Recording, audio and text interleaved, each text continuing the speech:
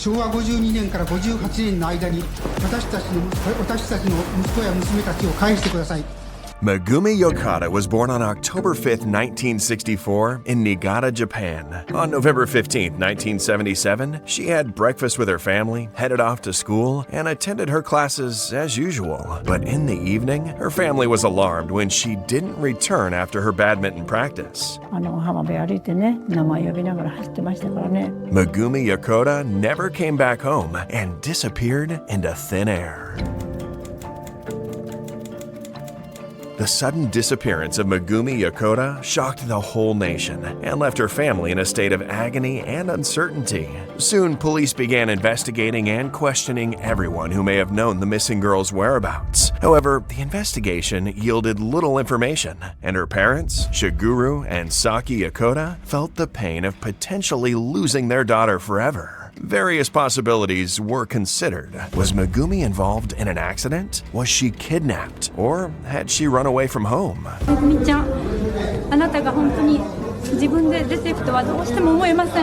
Years passed by and Megumi was never found. And every time an unidentified body was discovered along the Sea of Japan, the Yokotas would inquire whether it was their daughter. But it never was.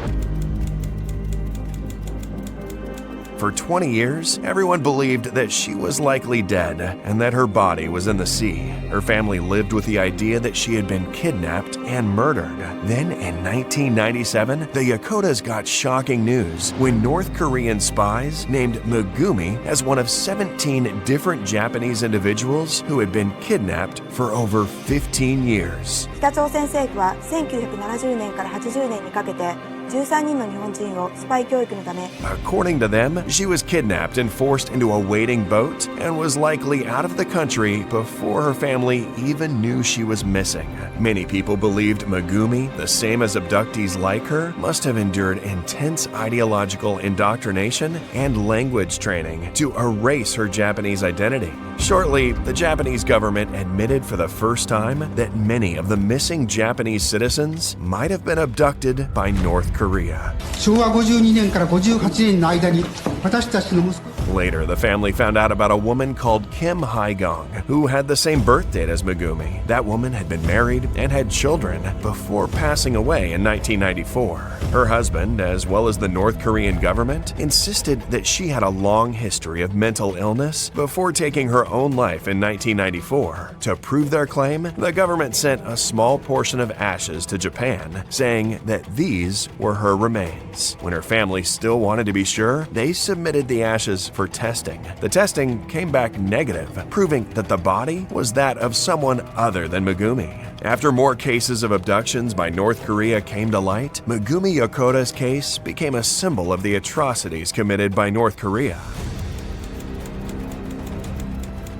In March 2014, Shiguru and Saki finally met their granddaughter, also named Kim Hae-gong, in Mongolia. She brought her 10-month-old daughter with her. The family insists there is no convincing evidence of Megumi's death, while her whereabouts remain unknown to this day. で本当にたった一人の女の子ですから何の罪もなく40何年間もこんな目に遭わされているっていう The Yokotas are still waiting for answers about Megumi's death and where her remains are, if she's really dead.